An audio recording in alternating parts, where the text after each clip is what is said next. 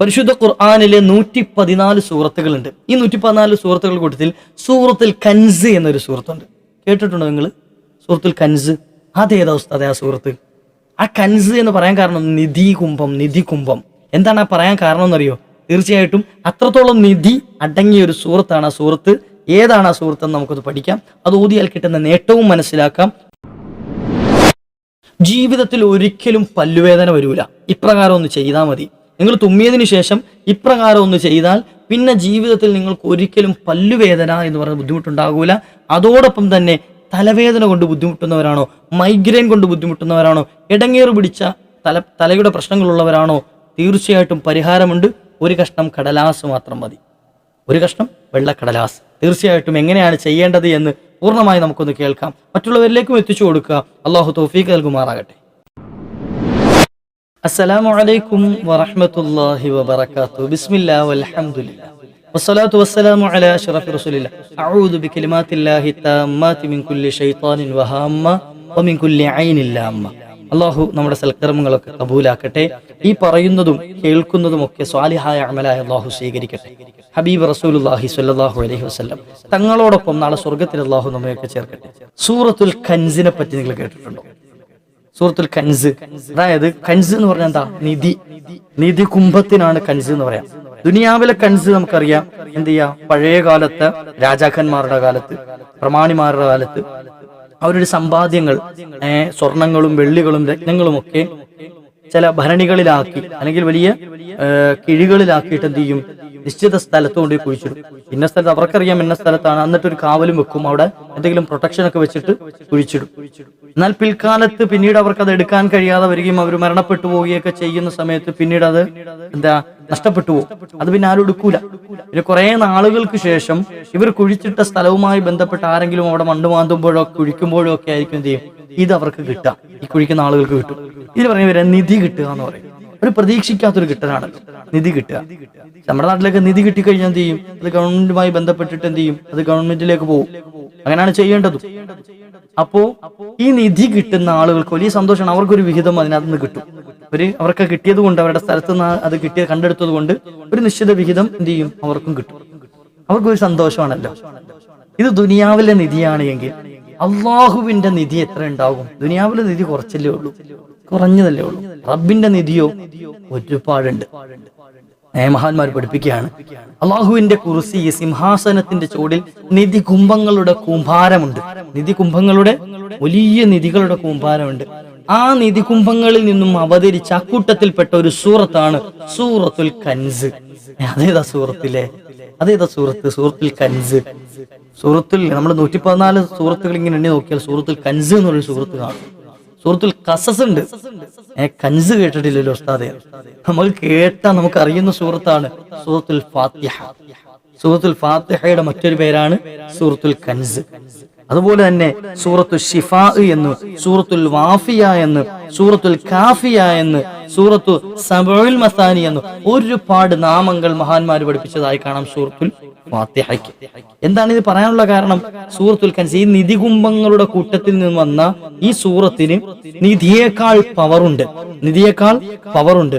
രോഗശമനം ഒരാൾ ആഗ്രഹിച്ചു, വലിയ രോഗത്തിൽ കിടക്കുന്ന ഒരാൾ രോഗശമനം ആഗ്രഹിച്ചു കഴിഞ്ഞാൽ അവന് സൂറത്തുൽ ഫാത്തിഹ കൊണ്ട് രോഗശമനം കിട്ടുമെന്ന് മുത്തുനബി തങ്ങൾ പഠിപ്പിക്കുക. സൂറത്തുൽ ഫാത്തിഹ മതി അവന്റെ രോഗശമനത്തിന് എന്ന് കരുതി മരുന്ന് കഴിക്കണ്ട എന്നല്ല കേട്ടോ. പല ആളുകളും തെറ്റിദ്ധരിക്കുന്ന ഒരു വിഷയമാണ് ഈ ദിക്റുകളും ദുആകളും ഒക്കെ പറയുന്ന സമയത്ത്. എന്നാ പിന്നെ അത് മാത്രം ചെയ്താൽ മതിയല്ലോ, വേറൊന്നും ചെയ്യണ്ടല്ലോ. കഴിഞ്ഞ ദിവസം ഞാനൊരു വീഡിയോ ചെയ്തപ്പോൾ ആ കൂട്ടത്തിൽ ഒരു തലവേദനയുമായി ബന്ധപ്പെട്ടൊരു വീഡിയോ ചെയ്തു. വേദന വരുന്ന സമയത്ത് നമുക്ക് ചെയ്യാൻ പറ്റിയ മുത്തുനബി തങ്ങൾ പഠിപ്പിച്ചു തന്ന ഒരു ദുആഇനെ പറ്റി പറഞ്ഞു. ആ സമയത്ത് ചില ആളുകൾ ചോദിച്ചൊരു ചോദ്യമാണ്, എന്നാ പിന്നെ ഇവിടെ ഹോസ്പിറ്റലുകളും ഡോക്ടർമാരും ഒന്നും വേണ്ടല്ലോ എന്ന്. എന്നാൽ അത് നമ്മുടെ തെറ്റിദ്ധാരണയാണ്, മനസ്സിലാക്കിയതുള്ള പിഴവാണ്. നമ്മൾ മരുന്ന് കഴിക്കലോടുകൂടി ഭൗതികമായ നമ്മുടെ ഹോസ്പിറ്റലുകളിൽ ആയുർവേദമാകട്ടെ, അലോപ്പതി ആകട്ടെ, ഹോമിയോ ആകട്ടെ, യുനാനി ആകട്ടെ, ഏതാണോ നമ്മൾ ചെയ്യുന്നത്, ആ മരുന്ന് കഴിക്കലോടുകൂടി, മരുന്ന് ഉപയോഗിക്കലോടുകൂടി തന്നെ ഒരു പ്രൊട്ടക്ഷൻ, ഒരു ആത്മീയമായ ചികിത്സയാണ് പരിശുദ്ധ ഖുർആനുകൾ, ദിക്റുകൾ, സ്വലവാത്തുകൾ, അദ്കാറുകൾ, മറ്റ് അള്ളാഹുവിന്റെ ഹബീബ് സല്ലല്ലാഹു അലൈഹി വസല്ലം തങ്ങൾ പഠിപ്പിച്ച ദുആകളൊക്കെ അക്കൂട്ടത്തിൽപ്പെട്ട ആത്മീയമായ ചികിത്സ. അതും നമ്മൾ കൊണ്ടു നടക്കണം. കാരണം ഭൗതികമായ രൂപത്തിൽ വരുന്ന മരുന്നുകൾക്ക് ചിലപ്പോൾ പിഴവ് സംഭവിക്കാം. അള്ളാഹു സുബ്ഹാനഹു വ തആല നമ്മൾ കാത്തുരക്ഷിക്കുമാറാകട്ടെ. മനുഷ്യനാവുമ്പോൾ പിഴവ് സംഭവിക്കും. ഡോക്ടർ എഴുതി തന്നു, പക്ഷെ നമ്മുടെ രോഗവുമായിട്ടൊരു മാച്ച് ചെയ്യാത്ത അല്ലെങ്കിൽ രോഗത്തിന് എഗെയിൻസ്റ്റ് ആയിട്ട് നിൽക്കുന്ന ഒരു മരുന്നാണ് എങ്കിൽ, അതിന് വൈരുദ്ധ്യമായി നിൽക്കുന്ന ഒരു മരുന്നാണ് എങ്കിൽ ചിലപ്പോൾ നമ്മുടെ ശരീരത്തിന് അത് കേടായി ഭവിക്കാം. അപ്പൊ അത് ഉണ്ടാകാതിരിക്കാൻ റബ്ബേ ഈ കുറിച്ച് തന്ന മരുന്ന് എന്റെ ശരീരത്തിൽ ഫലം ചെയ്യണം അല്ലാഹ്. അതിനു വേണ്ടിയിട്ടാണ് ഒരു ആത്മീയമായ ചികിത്സ. അപ്പൊ അത് മനസ്സിലാക്കിയിട്ട് പെരുമാറുക, അത് മനസ്സിലാക്കിയിട്ട് നമ്മൾ ഉൾക്കൊള്ളുക, ജീവിതത്തിൽ പതിവാക്കുക. അള്ളാഹു തൗഫീഖ് നൽകട്ടെ. അപ്പോൾ നമ്മുടെ രോഗശമനത്തിനുള്ള ഏറ്റവും ഉദാത്തമായ മരുന്നായിട്ട് മഹാന്മാർ പഠിപ്പിച്ചാണ് ഈ കൻസ്.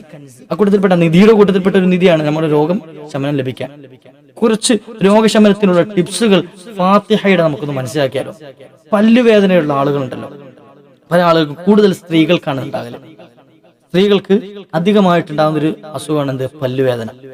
പലപ്പോഴും നമ്മൾക്കറിയാം, അവരുടെ ശരീരത്തിലെ കാൽസ്യം കുറയുന്ന സമയത്ത് ശരീരത്തിലെ എല്ലുകളിൽ നിന്നും പല്ലുകളിൽ നിന്നൊക്കെ കാൽസ്യം വലിച്ചെടുക്കും ശരീരം. ശരീരത്തിലെ എല്ലും പല്ലുകളിൽ നിന്നൊക്കെ കാൽസ്യം ഇങ്ങനെ വലിച്ചെടുക്കും. പൊതുവെ ഗർഭിണികളായ സ്ത്രീകൾ, പ്രസവിച്ച സ്ത്രീകൾ അത് കഴിഞ്ഞ് വരുമ്പോഴത്തേക്ക് എന്ത് ചെയ്യും? ചിലപ്പോൾ അവർക്ക് പല്ലുവേദന ഉണ്ടാവും, പല്ലിളക്കി കളയേണ്ടി വരും. അങ്ങനെ തുടങ്ങി പലപ്പോഴും പല്ലുവേദനയുമായിട്ടൊക്കെ ബന്ധപ്പെട്ടിട്ട് ബുദ്ധിമുട്ടുന്നത് കാണാം. നമ്മുടെ വീട്ടിൽ ഉമ്മമാര്, സഹോദരിമാര്, ഭാര്യമാര്, പെങ്ങന്മാരൊക്കെ നോക്കിക്കഴിഞ്ഞാൽ പലപ്പോഴും ഉണ്ടാവും. അപ്പൊ ഇതിൽ നിന്ന് ഏറ്റവും പരിഹാരമായ ഒരു മാർഗ്ഗമുണ്ട്, സൂറത്തുൽ ഫാത്തിഹ കൊണ്ട്. എന്താ ചെയ്യേണ്ടത് അറിയോ? സൂറത്തുൽ ഫാത്തിഹ, ഒരാള് തുമ്മിയതിനു ശേഷം അൽഹംദുലില്ലാഹ് പറഞ്ഞു, അതിനുശേഷം സൂറത്തുൽ ഫാത്തിഹ ഒച്ചത്തിൽ, അതായത് നാവും പല്ലും ചലിപ്പിച്ച് ഓതുകയാണ് എങ്കിൽ, നമ്മൾ സാധാരണ മനസ്സിലല്ല, അതായത് ഉച്ചത്തിൽ ശബ്ദം പുറത്ത് കേൾക്കുന്ന രൂപത്തിൽ നാവുകളും പല്ലുകളും ചലിപ്പിക്കുന്ന രൂപത്തിൽ സൂറത്തുൽ ഫാത്തിഹ ഒരാൾ പാരായണം ചെയ്യുകയാണ് എങ്കിൽ, പിന്നീട് ആ വ്യക്തിക്ക് പതിവാക്കുകയാണെങ്കിൽ കേട്ടോ, എപ്പോഴും തുമ്മിയതിനു ശേഷം ഒരു വട്ടം ചെയ്തു എന്ന് കരുതിയിട്ട് ഫലം കിട്ടിയില്ല, ഉസ്താദ് ഒരു വട്ടം ചെയ്തു പക്ഷെ ഫലം കിട്ടിയില്ല എന്ന് കരുതി ആരും വെക്കിട്ട് കയറരുത്. ഇത് കിട്ടുന്നവർക്കാണ്, സ്ഥിരമായി ചെയ്യുന്നവർക്കാണ്. തുമ്മി പെട്ടെന്ന് ഓർമ്മ വന്നു, ഫാത്തിഹ ഓതി. എന്നാൽ അയാളുടെ ജീവിതത്തിൽ പല്ലുവേദന, പല്ല് സംബന്ധമായ രോഗങ്ങൾ ഉണ്ടാവൂല എന്ന് മഹാന്മാർ പഠിപ്പിച്ചെന്നാണ്. ജീവിതത്തിൽ പതിവാക്കി നോക്കി. അള്ളാഹു തൗഫീഖ് നൽകട്ടെ. പരീക്ഷണാർത്ഥമല്ല, മറിച്ച് എനിക്കതിന് ഫലം കിട്ടുമെന്ന ഉറച്ച നീയത്തോടു കൂടി ചെയ്തു നോക്കി. അള്ളാഹു തൗഫീഖ് നൽകട്ടെ. പല്ലുവേദന നമ്മൾ ഇന്ന് ഒഴിവായി പോകും.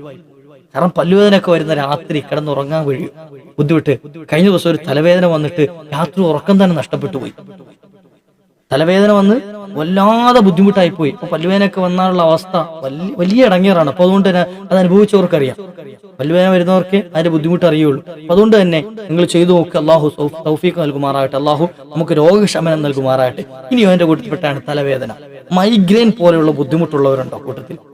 മൈഗ്രെയിൻ, അതുപോലെ തന്നെ തലവേദന ഏത് മേഖലയിലാണെങ്കിലും, ഞാൻ പറഞ്ഞ കഴിഞ്ഞ ദിവസം തലവേദന വന്നു വല്ലാതെ ഇടങ്ങേറായി. ഞാൻ ഈ ഒരു മരുന്ന് പരീക്ഷിച്ചു നോക്കി, ഷിഫയാണ്. അല്ലാഹു സുബ്ഹാനഹു വ തആല അത്ഭുതകരമായിട്ട് എനിക്ക് അതിന് മാറ്റം കിട്ടി.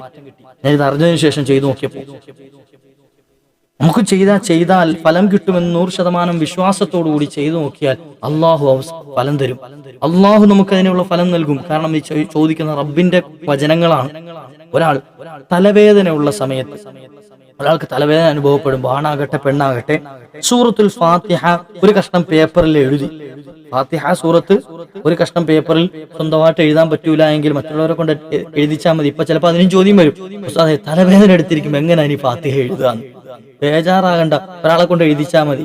നമ്മൾ തന്നെ എഴുതണോ നിർബന്ധമൊന്നുമില്ല. ഫാത്തിഹ എഴുതിയ ആ ഒരു കടലാസ് നീ അത് ഖുർആനിൽ നിന്ന് എടുത്ത് തലയിൽ വെച്ചാൽ മതിയോ എന്നൊക്കെ ചോദ്യം വരും. അതൊരു അദബുകേടാണ്. അതുകൊണ്ട് അങ്ങനെ ചെയ്യേണ്ട. മറിച്ച് എന്ത് ചെയ്യാം, ഖുർആനിൽ ഈ സൂറത്തുൽ ഫാത്തിഹ മാത്രം ഒരു പേപ്പറിലേക്ക്, കടലാസിലേക്ക് എഴുതിയിട്ട് ആ പേപ്പർ എന്ത് ചെയ്യുക, തലവേദന ഉള്ള ഭാഗത്ത് തലയോട്ടിയോട് ചേർത്ത് വെച്ച് കഴിഞ്ഞാൽ അവന് എളുപ്പത്തിൽ ഈ വേദനയിൽ നിന്ന് ശമനം കിട്ടുമെന്ന് മഹാന്മാർ പഠിപ്പിച്ചിരുന്നു. മനസ്സിലായോ എങ്ങനെ ചെയ്യേണ്ടത്? ഒരു കഷ്ണം പേപ്പറിൽ ഫാത്തിഹ എഴുതി ആ കഷ്ണം കടലാസ് എന്ത് ചെയ്യാം, അപ്പൊ തലയുടെ ഈ ഭാഗത്താണ് വേദനയെങ്കിൽ ആ തലയുടെ ഭാഗത്തേക്ക് ചേർത്ത് എന്ത് ചെയ്യാം, വെക്കുക. അല്പസമയം സമാധാനത്തിലിരുന്ന് കഴിഞ്ഞാൽ നമുക്ക് ആ തലവേദന മാറുന്നതായിട്ട് അത്ഭുതത്തോടു കൂടി മനസ്സിലാക്കാൻ കഴിയും. അല്ലാഹു തൗഫീഖ് നൽകട്ടെ. അപ്പൊ ഇതുപോലെ രോഗശമനങ്ങൾക്ക് പല മാർഗങ്ങൾ മുത്തനബി തങ്ങൾ പഠിപ്പിച്ചു തരുന്നുണ്ട്. നബി സല്ലല്ലാഹു അലൈഹി വസല്ലമ തങ്ങളുടെ തിബ്ബുൻ നബവി എന്ന ആ ഒരു ആരോഗ്യ മേഖല തന്നെ ഇതുപോലെ മഹത്തായ ഒരുപാട് സംഗതികൾ പഠിപ്പിച്ചു തരുന്നുണ്ട്. അക്കൂട്ടത്തിൽ മഹാന്മാര് പഠിപ്പിച്ചെന്ന് അവരിൽ നിന്ന് അവർക്ക് മനസ്സിലാക്കി അവരുടെ ജീവിതത്തിൽ പതിവാക്കി അവർ കൊണ്ടുനടന്ന മഹത്തായ മാർഗങ്ങൾ, അക്കൂട്ടത്തിൽപ്പെട്ട വലിയൊരു നിധിയാണ് സൂറത്തുൽ ഫാത്തിഹ. പ്രകാരം ചെയ്തു നോക്കി. അള്ളാഹു നമുക്കൊക്കെ അതിനുള്ള തൗഫീഖ് നൽകുമാറാകട്ടെ. നമുക്ക് അതിനൊക്കെ ശമനം അള്ളാഹു സുബ്ഹാനഹു വ തആല നൽകുമാറാകട്ടെ. അത് മാത്രമല്ല, ഇനി ഇത് രോഗശമനം പറഞ്ഞു. ഇനി ഒരാൾക്ക് ജീവിതത്തിൽ ബറക്കത്തില്ല, എന്തൊക്കെ ചെയ്തിട്ടും രക്ഷപ്പെടുന്നില്ല, എന്തൊക്കെ ചെയ്തിട്ടും അയാളുടെ ജീവിതത്തിൽ ഒരു ഐശ്വര്യം കടന്നു വരുന്നില്ല. എന്നാൽ അതിനും മാർഗമുണ്ട്. ദിവസത്തിൽ മുടങ്ങാതെ സൂറത്തുൽ ഫാത്തിഹയും ഇഖ്ലാസും സ്ഥിരമായി ഓതുന്നവനാണോ, എത്ര ഓതാൻ പറ്റുമോ അത്രയും ഓതാം. എപ്പോഴും സൂറത്തുൽ ഫാത്തിഹയും സൂറത്തുൽ ഇഖ്ലാസും അതിന്റെ കൂട്ടത്തിൽ പാരായണം ചെയ്യുന്നവനാണോ അവന് സാമ്പത്തികമായ ഇടങ്ങേറുണ്ടാവൂല. സാമ്പത്തികമായ ഒരു ബുദ്ധിമുട്ടും അവനിലേക്ക് കടന്നു വരൂല. സാമ്പത്തികമായിട്ട് ടെൻഷൻ അനുഭവിക്കേണ്ടി വരൂല എന്ന്. നമുക്കുള്ള വശം എന്താ? കടം നമ്മളെ വല്ലാതെ ബുദ്ധിമുട്ടുണ്ട്. ലോണ് കയറി, വീട് വെച്ചത് ലോണ് കയറി, കടം കയറി, ഇപ്പൊ ജപ്തിയുടെ വക്കിലാണ്. ഇങ്ങനെ തുടങ്ങിയിട്ട് സാമ്പത്തികമായ പ്രതിസന്ധി പറഞ്ഞിട്ട് ദ്വാരക്കാൻ ഏൽപ്പിച്ചവർ കടം വാങ്ങിയവർ തിരിച്ചു തരുന്നില്ല, അല്ലെ കടം കൊടുത്തവർക്ക് ഇങ്ങോട്ട് വാങ്ങിയവരിൽ നിന്ന് എന്ത് ചെയ്യുന്ന പ്രഷർ തിരിച്ചു കൊടുക്കാൻ പറഞ്ഞിട്ട് ഇടങ്ങേറാക്കുന്നുണ്ട്. അപ്പൊ ഇതൊക്കെ ഒന്ന് സാമ്പത്തിക ബുദ്ധിമുട്ട് നീങ്ങിക്കിട്ടിയ ഒരു ഭദ്രത ഉണ്ടാകാൻ, ഒരു ഐശ്വര്യം ഉണ്ടാകാൻ സൂറത്തുൽ ഫാത്തിഹയും ഇഖ്ലാസും ജീവിതത്തിൽ അവൻ പതിവാക്കി കഴിഞ്ഞാൽ, നിരന്തരമായി ഓതിക്കഴിഞ്ഞാൽ അവൻ അതിനുള്ള പരിഹാരം കിട്ടുമെന്ന്. ആ ജീവിതത്തിൽ ഐശ്വര്യം ഉണ്ടാവും, ബറക്കത്തുണ്ടാവും.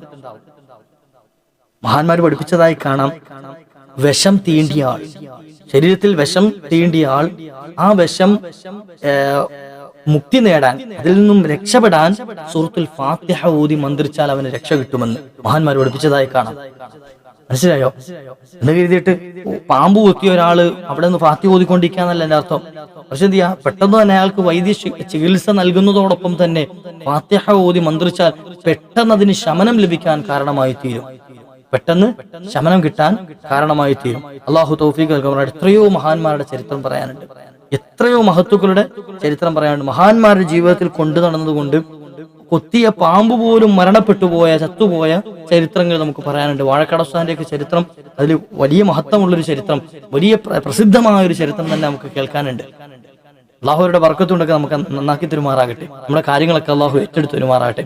വിഷം തീണ്ടാൻ പോലും, വിഷം തീണ്ടിയ വിഷം ഇറങ്ങിപ്പോകാൻ പോലും കാരണമാകുന്നതാണ്.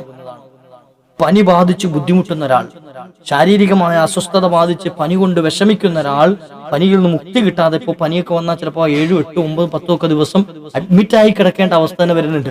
അവസാന കാലഘട്ടമാകുമ്പോൾ ഒന്നിനു പിറകെ ഒന്നായി പേമാരി പോലെ അസുഖങ്ങൾ പെരുകുമെന്ന് മുഹമ്മദ് റസൂലുള്ളാഹി സ്വല്ലല്ലാഹു അലൈഹി വസല്ലം നബിതങ്ങൾ പഠിപ്പിച്ച. അപ്പോൾ ഈ കാലഘട്ടത്തോട് നമുക്ക് എന്ത് ചെയ്യണ്ട, വിഷമം വിചാരിക്കേണ്ട. പനിയാണ്, രോഗമാണ്, ഇങ്ങനെ വരുന്നുണ്ട്. നബിതങ്ങൾ മുമ്പേ പ്രവചിച്ചു വെച്ചതാണ്. രോഗങ്ങൾ വരും, മാലയിൽ നിന്നും മുത്തു കൊഴിഞ്ഞു വീഴുന്നത് പോലെ പ്രശ്നങ്ങൾ വരും. അപ്പോ ഇങ്ങനെ പനി ബാധിച്ച് ബുദ്ധിമുട്ടുന്ന ആൾ 40 വട്ടം സൂറത്തുൽ ഫാത്തിഹ മന്ത്രിച്ചിട്ട് അവന്റെ മുഖത്ത് തളിക്കുകയാണെങ്കിൽ, ഒരു കുറച്ച് വെള്ളത്തിലേക്ക് സൂറത്തുൽ ഫാത്തിഹ 40 തവണ, ഒരാൾ ഇയാൾക്ക് ചിലപ്പോൾ മന്ത്രിക്കാൻ കഴിഞ്ഞെന്ന് വരില്ല, രോഗിയായി കിടക്കുന്ന ആൾക്ക്, മറ്റൊരാൾ എന്ത് ചെയ്യാം, സൂറത്തുൽ ഫാത്തിഹ ഒരു 40 തവണ മന്ത്രിച്ച് വെള്ളത്തിലേക്ക് മന്ത്രിച്ചൂതിയിട്ട് എന്ത് ചെയ്യാം, ഈ വ്യക്തിയുടെ മുഖത്തേക്ക് തളിച്ചു കഴിഞ്ഞാൽ അവന്റെ എത്ര വലിയ പനിയാണെങ്കിലും ശരി, എത്ര വലിയ പനിയാണെങ്കിലും ശരി, ആ പനി വിട്ടുപോകുന്ന. ചിലപ്പോൾ ചില മക്കൾക്കുണ്ട്, ചെറിയ കുട്ടികൾക്ക് പനി ബാധിച്ചിട്ട് രാത്രി എന്ത് ചെയ്യാം, ചൂടുകൊണ്ട് ബേജാറാകുന്നു, വിഷമിക്കുന്നത്, അല്ലാതെ പ്രയാസപ്പെടുന്നത്, രാത്രി കിടന്ന് കരഞ്ഞ് നിലവിളിച്ച് ഇടങ്ങേറാകുന്നത്. ഇതൊന്ന് പതിവാക്കി എന്റെ പ്രിയപ്പെട്ട ഉമ്മമാര്, സഹോദരിമാര്, അവരാണ് കൂടുതലും മക്കളോടൊപ്പം ഉണ്ടാകുക. ഉപ്പമാര് പലപ്പോഴും ഗൾഫിലും അല്ലെങ്കിൽ ജോലി സ്ഥലത്തും ഒക്കെ ആയിരിക്കും. ഇപ്പൊ എന്നെ സംബന്ധിച്ചിടത്തോളം ഞാൻ പള്ളിയിലാണുള്ളത്, വീട്ടിൽ മക്കളെ നോക്കുന്നത് ഭാര്യയാണ്. അപ്പം സ്ത്രീകളാണ് അധികവും ആ കാര്യം കൈകാര്യം ചെയ്യുന്നത്. അവർക്കുള്ള ഏറ്റവും വലിയ ഉപാധിയാണ്, മരുന്നാണ് ഈ പറഞ്ഞു തരുന്നത്. എന്ത്? സൂറത്തുൽ ഫാത്തിഹ ഒരു 40 തവണ പെട്ടെന്ന് തന്നെ പെട്ടെന്ന് ഓതി തീർക്കാൻ കഴിയും. 40 തവണയൊക്കെ പെട്ടെന്ന് കഴിയും. 5-10 മിനിറ്റ് കൊണ്ട് സംഗതി ഓതി തീർക്കാൻ കഴിയും. അങ്ങനെ ഓതിയിട്ട് ഈ വെള്ളത്തിലേക്കൊന്ന് ഇഷ്ഫി എന്ന് മന്ത്രിച്ച് എന്ത് ചെയ്യാം, ആ കുട്ടിയുടെ മുഖത്തേക്കൊന്ന് തളിച്ചു കൊടുക്കാം. അല്ലെങ്കിൽ കുറച്ച് വെള്ളം കയ്യിലാക്കിയിട്ടൊന്ന് തുടച്ചു കൊടുക്കാം, മുഖത്ത് ശരീരത്തൊക്കെ ഒന്ന് തുടച്ചു കൊടുക്കാം. അത്ഭുതകരമായിട്ട് പെട്ടെന്ന് തന്നെ ആ പനി ശമിക്കുന്നത്, പൂർണ്ണമായി മാറുന്നതായി കാണാൻ മഹാന്മാർ പഠിപ്പിച്ചതാണ്. അള്ളാഹു തൗഫീഖ് നൽകുമാറാകട്ടെ. അള്ളാഹുവിന്റെ നിധികുംഭം നമ്മുടെ ജീവിതത്തിൽ കൊണ്ടു നടക്കാൻ അള്ളാഹു ഭാഗ്യം നൽകുമാറാകട്ടെ. ഉമ്മുൽ ഖുർആൻ എന്ന ഖുർആനിന്റെ മാതാവ് എന്ന് വിശേഷിപ്പിക്കുന്ന സൂറത്താണ് സൂറത്തുൽ ഫാത്തിഹ.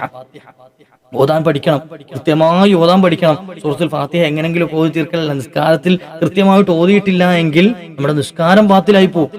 കാരണം നിസ്കാരത്തിന്റെ ഫർളുകളിൽ പെട്ടതാണിത് ഫാത്തിഹ ഓതൽ.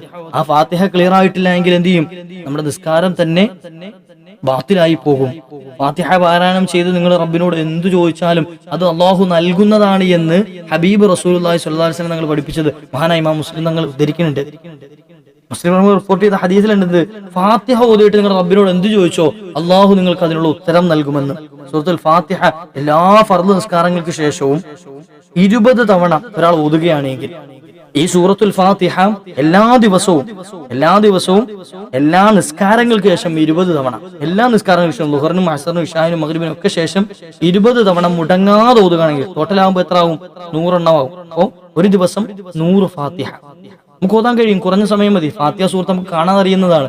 നടക്കുമ്പോഴും ഇരിക്കുമ്പോഴും ഒക്കെ അതേ ഇരുത്തത്തിൽ ഓതണമെന്നൊന്നുമില്ല. നിസ്കാരം കഴിഞ്ഞു, നമ്മൾ എഴുന്നേറ്റു, അടുക്കളയിൽ പണിയുണ്ട്, പോയി അടുക്കള പണി ചെയ്യുന്നതിന്റെ കൂട്ടത്തിൽ എന്ത് ചെയ്യാ? സൂറത്തുൽ ഫാത്തിഹ ഓതുക. ബിസ്മില്ലാഹിർ റഹ്മാനിർ റഹീം അൽഹംദുലില്ലാഹി റബ്ബിൽ ആലമീൻ അർറഹ്മാനിർ റഹീം മാലികി യൗമിദ്ദീൻ ഇയ്യാക നഅ്ബുദു വ ഇയ്യാക നസ്തഈൻ اهدنا الصراط المستقيم صراط الذين أنعمت عليهم غير المغضوب عليهم ولا الضالين آمين. സൂറത്തുൽ ഫാത്തിഹ നമുക്ക് 20 തവണ ഓതുക എന്നൊക്കെയുള്ളത് പെട്ടെന്ന് കഴിയും. ഇങ്ങനെ നമ്മൾ നടക്കുമ്പോഴും ഇരിക്കുമ്പോഴും കിടക്കുമ്പോഴും ഒക്കെ നമുക്ക് ഓതാൻ പറ്റും. ഇങ്ങനെ ഓതി എല്ലാ ദിവസവും 100 എണ്ണം മുടങ്ങാതെ പതിവാക്കുന്നവനാണോ അവൻ പിന്നെ മാനസികമായ ഒരു ടെൻഷനും അവന്റെ ജീവിതത്തിലേക്ക് കടന്നു വരൂല എന്നാ. അവന്റെ ജീവിതത്തിലേക്ക് മാനസികമായ ഒരു പ്രയാസവും കടന്നു വരൂല. അത് ദുനിയാവിൻ്റെതാകട്ടെ ആഖിറത്തിൻ്റെതാകട്ടെ മാനസികമായ ടെൻഷൻ അവൻ അനുഭവിക്കേണ്ടി വരൂല. ടെൻഷൻ കുറഞ്ഞാലോ രോഗങ്ങൾ കുറയും, പെട്ടെന്നുള്ള മരണം കുറയും. അതുപോലെ തന്നെ നമുക്ക് ശാരീരികവും മാനസികവുമായ സകല ബുദ്ധിമുട്ടുകളിൽ നിന്നും രക്ഷ കിട്ടും. ഉന്മേഷം, സന്തോഷമുണ്ടാകും ജീവിതത്തിൽ, കുടുംബത്തിൽ ആനന്ദമുണ്ടാകും, മറ്റുള്ളവരുമായിട്ടുള്ള ഇടപെടലുകൾ നന്നാകും. കൂടുതലും ആളുകൾ മറ്റുള്ളവരോട്ട് പിണങ്ങുന്നത്, തെറ്റുന്നത്, വഴക്കുണ്ടാക്കുന്നത് മാനസിക സമ്മർദ്ദം വരുമ്പോഴാണ്, ഇല്ലേ? മനസ്സിന് വിഷമവും സമ്മർദ്ദവും ഉണ്ടാകുമ്പോഴാണ് തെറ്റുക. കൂട്ടുകാർ തമ്മിൽ വഴക്ക്, അല്ലെങ്കിൽ കുടുംബക്കാർ തമ്മിൽ വഴക്ക്, മാനസികമായിട്ട് ടെൻഷൻ ഉണ്ടാകുമ്പോഴാണ്. ഇതൊന്നും ഇല്ലെങ്കിലോ ആരുമായിട്ട് സന്തോഷത്തിലും സ്നേഹത്തിലുമായി കഴിയാൻ കഴിയും. അള്ളാഹു തൗഫീഖ് നൽകുമാറാട്ടെ. അതുകൊണ്ട് തന്നെയാണ് ഇതിന് കൻസ് എന്ന് പറയാൻ കാരണം, നിധി എന്ന് പറയാൻ കാരണം. അത്ര വലിയ നിധി കുംഭമാണ്. ഇതൊന്നുമല്ല, ഇതിനേക്കാൾ കൂടുതൽ ഫضലുകൾ, ശ്രേഷ്ഠതകൾ കിതാബുകളിൽ കാണാൻ കഴിയും. ഇൻഷാ അല്ലാഹ് മറ്റവസരങ്ങളിൽ നമുക്കത് ചർച്ച ചെയ്യാം. എന്നിരുന്നാലും ഈ പറഞ്ഞത് നമ്മുടെ ജീവിതത്തിൽ ഒന്ന് പതിവാക്കാൻ ശ്രമിക്കുക. സൂറത്തുൽ ഫാത്തിഹ കൊണ്ടു നടക്കുക. നമുക്ക് ഏറ്റവും എളുപ്പത്തിൽ കൊണ്ടു നടക്കാൻ പറ്റിയൊരു സൂറത്താണ് സൂറത്തുൽ ഫാത്തിഹ. അള്ളാഹു തൗഫീഖ് നൽകുമാറാട്ടെ. അള്ളാഹു ജീവിതത്തിൽ ഒരുപാട് തവണ ഓതാൻ നമുക്കൊക്കെ ഭാഗ്യം നൽകട്ടെ. പഠിക്കാൻ, മനസ്സിലാക്കാൻ അള്ളാഹു അവസരം നൽകുമാറാകട്ടെ. ഇൻഷാ അല്ലാഹ് മറ്റൊരു അവസരത്തിൽ മറ്റൊരു ദിക്റോ ദുആയൊക്കെ നമുക്ക് കണ്ടുമുട്ടാം, മറ്റുള്ളവരിലേക്ക് എത്തിച്ചു കൊടുക്കാം. അള്ളാഹു അതിൻ്റെ ബർക്കത്ത് നമ്മുടെ ജീവിതത്തിൽ നൽകും. അള്ളാഹു തൗഫീഖ് നൽകട്ടെ. വാഖിർ ദഅവാനാ അൽഹംദുലില്ലാഹ്. അസ്സലാമു അലൈക്കും വറഹ്മത്തുള്ളാഹി.